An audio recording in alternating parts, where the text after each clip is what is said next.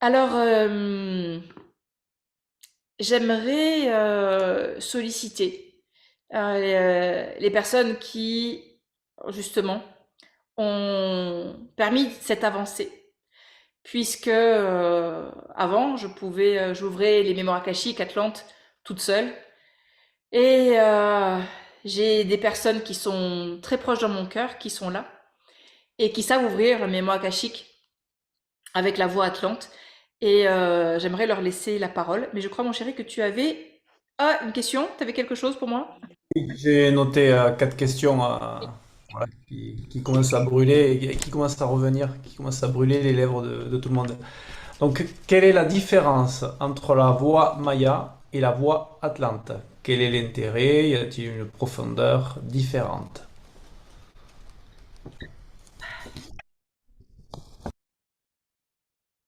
Comme je vous disais, il y a plein de manières d'accéder à Akasha.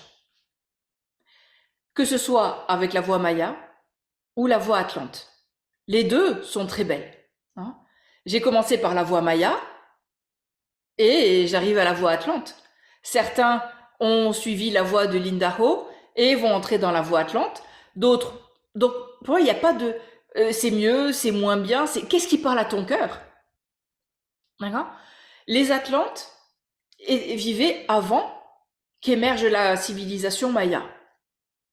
Ça ne veut pas dire que c'est mieux ou que c'est moins bien, non? C'est juste que ce qui est, c'est que les Atlantes, à un moment donné, avaient une porte des étoiles au Machu Picchu. Et que beaucoup d'Atlantes ont fui l'Atlantide au moment de la chute, et même avant, ont fui pour aller se réfugier au Machu Picchu, à Stonehenge, hein, au Tibet, en Égypte, à Lourdes, certains endroits en Chine, partout dans le monde. Donc ça veut dire qu'ils ont amené avec eux cette sagesse de connexion avec Akasha, puisque pour eux c'était normal. Donc c'est pour ça que je dis, peu importe où on va, en fait, cette sagesse atlante, ces sagesses ancestrales sont présentes, hein. Mais ce qui est le plus important, c'est qu'est-ce qui va vibrer à votre cœur, hein. Et si c'est la lignée Maya, quand je vous dis, ok, la lignée Maya, est-ce que c'est ça qui fait vibrer votre cœur? Alors dans ces cas-là, c'est à la lignée Maya qu'il faut vous former. Si c'est l'Atlantide, alors dans ces cas-là, c'est la voie Atlante. Et ça peut être les deux, hein. Moi, je suis formée aux deux. Il y a plein de personnes ici qui sont formées aux deux. Enfin, plein. Quelques-unes qui sont formées aux deux. Et ça match. Donc, qu'est-ce qui est juste pour vous? Pour moi, il n'y a ni mieux, ni pas. C'est OK. Qu'est-ce qui fait que dans votre cœur, ça...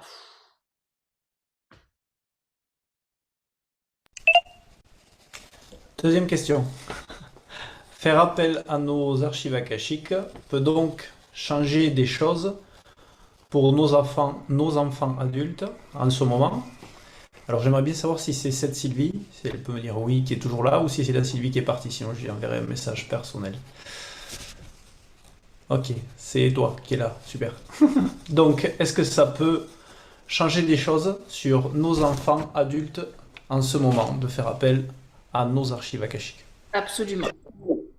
Absolument. Je reçois beaucoup de personnes qui... je reçois beaucoup de personnes qui sont grands-parents, qui ont des enfants adultes, comme je le disais tout à l'heure, et qui justement viennent parce qu'elles ont pris connaissance, parce que c'est les premières personnes conscientes, entre guillemets, et qui disent, OK, ben, moi je sais ouvrir ma mémoire akashique, j'ai conscience que je peux faire quelque chose pour aider mon enfant qui est adulte. D'accord. Par exemple, ben, littéralement, la dernière lecture, c'était une personne qui ne comprenait pas pourquoi son fils procrastinait et restait dépressif au lit et ne pouvait pas aller travailler. Ok. En fait, la réponse des maîtres à cela a été le lien qu'elle avait avec son fils dans une vie antérieure, qui fait qu'en fait, elle l'a tellement bridé, l'a tellement bloqué, l'a tellement saboté dans ses capacités à aller de l'avant, et il a perdu tellement de fragments d'âme par l'humiliation, par tout type de maltraitance psychologique, que cet homme, dans cette vie aujourd'hui, a du mal à avancer. Et quand elle en a pris conscience, on est allé libérer cet aspect-là pour que son fils, justement, puisse reprendre une vie, entre guillemets, normale.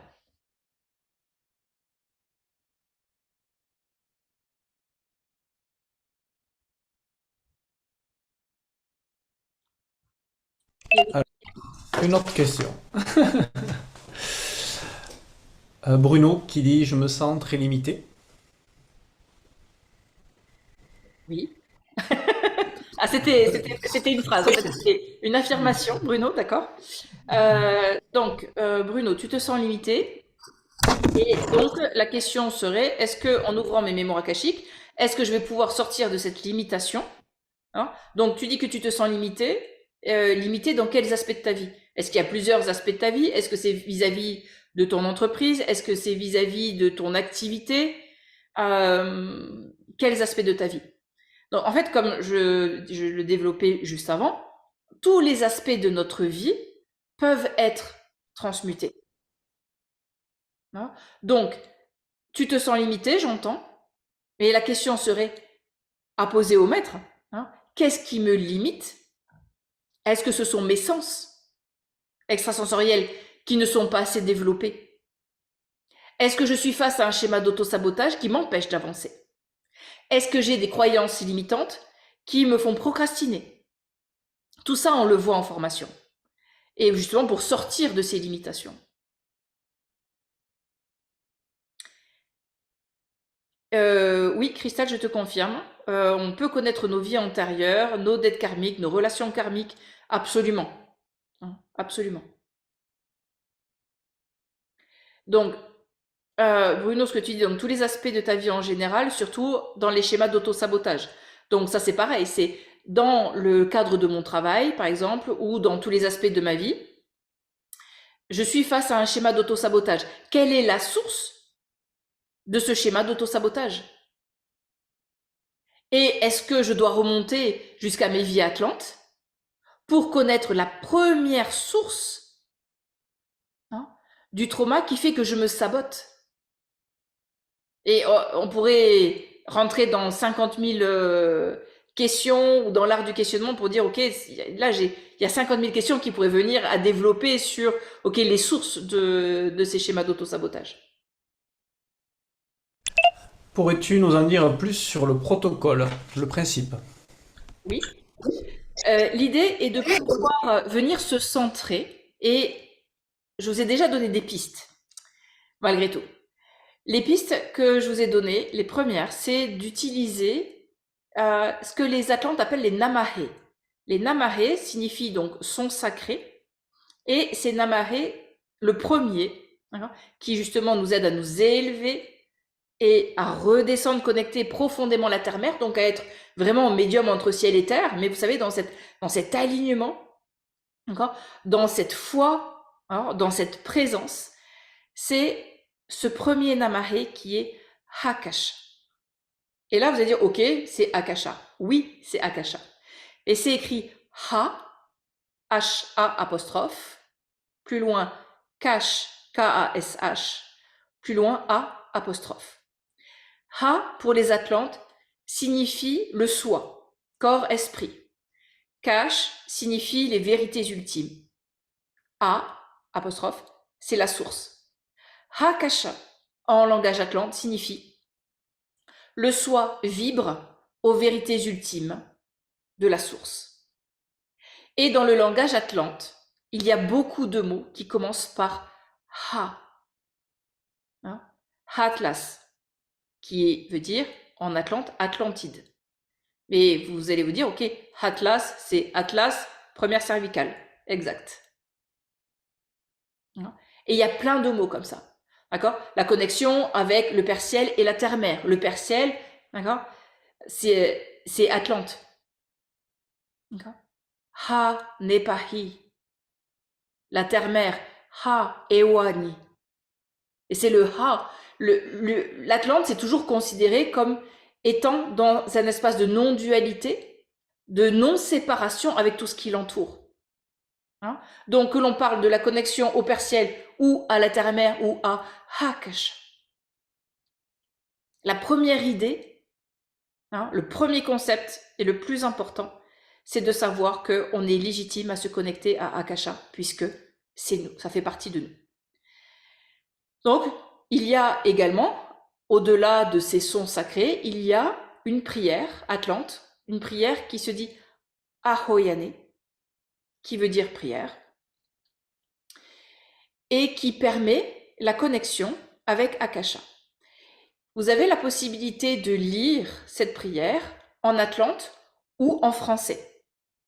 Mais je laisserai à ce propos la parole aux personnes qui ont déjà expérimenté cette prière pour voir qu'est-ce qu'ils en disent entre la connexion à Akasha avec le Ahoyane Atlante ou en français. Les deux marchent, mais beaucoup préfèrent ouvrir les mémoires akashiques en Atlante. En tout cas, moi, c'est mon cas. Parce qu'en fait, le mental ne vient pas se poser sur des mots qu'il connaît.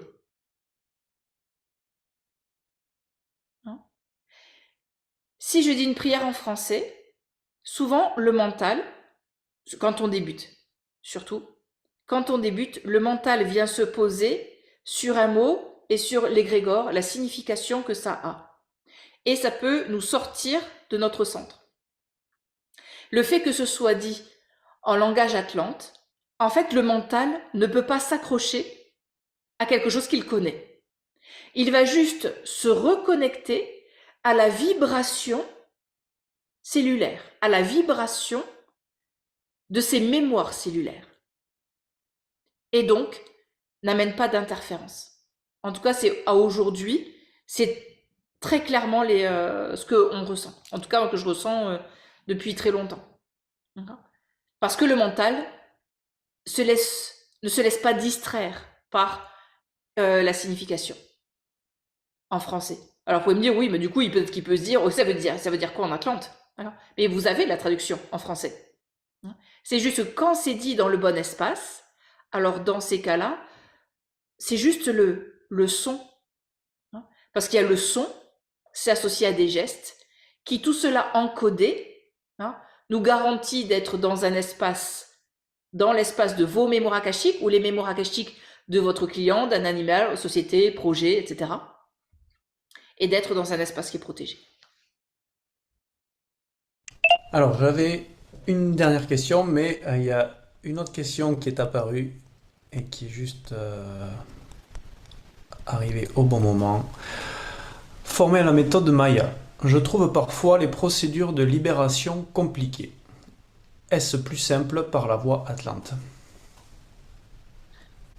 Ma réponse est oui, absolument. En tout cas, de ma petite expérience, je trouve que c'est plus simple. Et il y a beaucoup de choses qui sont plus simples, comme par exemple la récupération des fragments. Et des choses comme ça que je trouve beaucoup plus simples, où on n'a pas besoin d'aller récupérer les fragments d'âme de telle manière, de faire des rituels. Ce qu'il en ressort au final, que ce soit les mémoires akashiques, comment on y accède avec la voie atlante ou le soin atlante, ce que les personnes disent de manière, j'allais dire uniforme, pardon, ce que tout le monde dit en fait au final de ça, c'est qu'ils trouvent que c'est simple, que c'est puissant et doux. C'est pas moi qui le dis. Là, ce sont les retours des clients et les retours des personnes qui savent déjà ouvrir leur mémoire akashique avec la voix atlante. Donc, pour répondre, Jen, à ta question, pour moi, très clairement. Mais c'est un avis, encore une fois, qui n'engage que moi. Et j'ai une petite dernière question, et donc je suis totalement d'accord avec Anne sur la simplicité. Voilà. Surtout par rapport, en tout cas, aux fragments d'âme et des libérations, qui sont beaucoup plus simples. On commence quand? Eh bien, mon chéri, c'est à toi de le dire, parce que moi, j'ai pas les dates en tête. Alors, ces formations, je ne les ai pas non plus tellement en tête, donc je vais regarder sur mon planning. En février, donc c'est 3 jours en présentiel, le 16, 17 et 18 février. en présentiel ou en Zoom. Donc on a calé ça sur le samedi et le dimanche, pour ceux qui travaillent, de pouvoir poser qu'une journée de congé. Donc le 16, 17 et 18 février, pour accéder à ces mémoires akashiques. Et le niveau s'appelle Fondation. Donc vous avez 3 jours en présentiel ou en Zoom. Et ensuite on a dédié 3 mois derrière de suivi à hauteur de 1 heure tous les 15 jours. Où on échange, on révise les cours, pile pour l'anniversaire. On révise tout, on fait des questions-réponses. Et c'est surtout cet accompagnement. Car depuis qu'elle enseigne les archives, on voit bien le retour derrière de tous nos clients.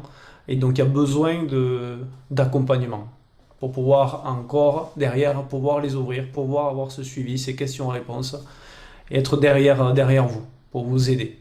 Et ça pendant 3 mois. Donc on a ces processus-là qui sont sur nos cursus, qui fonctionnent déjà très bien, de avoir un accompagnement et qu'on a inclus du coup dans ces formations-là. Donc 16, 17, 18 février, avec 3 mois d'accompagnement. Et puis ça permet aussi, si vous le souhaitez, de pouvoir régler en 3 fois.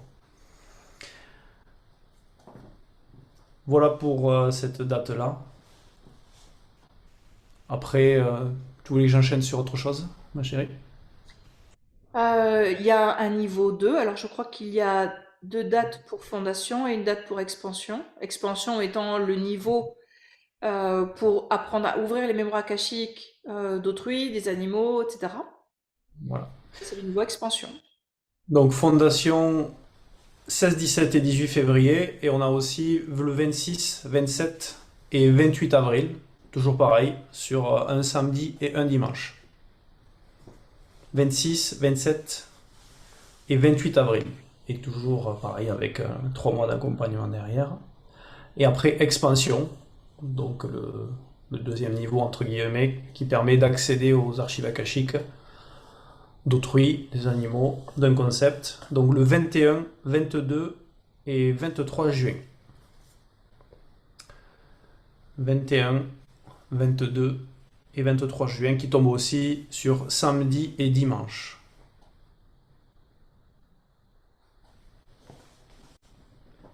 Et bon, tant qu'on y est, on a compilé sur le mois d'août les 3 formations aussi. Donc du 23 août au 31, du 23 au 31, avec une journée de pause entre chaque formation. 3 jours, 21, 22, 23 août, une journée de pause, 25, 26, 27 août, une journée de pause, 29, 30 et 31 août. Et donc ce troisième niveau, entre guillemets, est ascension, qu'on a déjà réalisé je ne sais combien de fois, 3, 4. Donc qui est le niveau vraiment où vous allez chercher au plus profond de vous. Enfin, je te laisse l'expliquer, ma chérie, ce niveau ascension. Alors le niveau ascension, effectivement, on a déjà fait quelques sessions. Sachant qu'il y a des transmissions énergétiques à chaque fois, ces transmissions énergétiques qui vont venir vous connecter à Akasha, hein, via des rituels qui étaient faits en Atlantide et qui vous permet aussi de vous connecter à cette pierre absolument sublime qui est un Larimar qui en Atlante s'appelle le Huktok. Le Huktok était vraiment une pierre qui était très importante chez eux puisque ça leur permettait d'être en connexion permanente également avec ce qu'ils appelaient les êtres célestes, Halo, et avec Holo, le divin. Donc, Ascension, effectivement, c'est un niveau qui est dédié à ouvrir vos sens et vraiment travailler beaucoup sur l'expansion de vos sens. On peut vivre des renaissances, on peut vivre l'accès au divin féminin, retrouver sa pleine créativité. En fait, ce niveau est un niveau qui s'adapte totalement au groupe. C'est-à-dire qu'en fait, nous, on a nos mémoires akashiques ouvertes, on a un groupe qui est là, et donc en fait, ce groupe vit exactement ce qu'il doit vivre. Hein. Donc il n'y a pas de programme. Hein. Autant il y a un programme pour le premier et deuxième fondation et expansion, autant ascension, seule chose que je peux vous dire, c'est que on vit des choses qui sont assez incroyables, même le soir, puisque du coup, comme on est en présentiel, on est ici, donc voilà, il y a toujours des animations le soir qui sont, voilà, on s'amuse beaucoup, on rit beaucoup, on libère beaucoup aussi. Et c'est en présentiel. Donc là, nous sommes deux, avec Alfred, à veiller sur vous. Pourquoi? Parce qu'en fait, l'ego ou le mental finit toujours par avoir raison à un moment donné et à dire «Ah ok, c'est bon, j'ai fini ma libération là». Tout simplement parce qu'en fait, on n'est pas dans un espace, dans un cocon de sécurité où quelqu'un veille sur nous. Donc là, nous sommes là tous les deux pour veiller sur vous dans ce module Ascension qui s'écrit Ascension. Donc vous l'avez compris, on travaille beaucoup à l'expansion de nos sens. Donc il y aura bien sûr des transmissions, je regarde toutes vos questions, transmissions énergétiques dans toutes nos formations. Et là, la dernière fois sur Ascension, ils en ont eu plus qu'une. Je ne sais plus combien on en a fait, au moins deux. Donc effectivement, vous pouvez aussi le faire par Zoom ou en présentiel. Donc vous pouvez mixer sauf Ascension, où là c'est que du présentiel pur.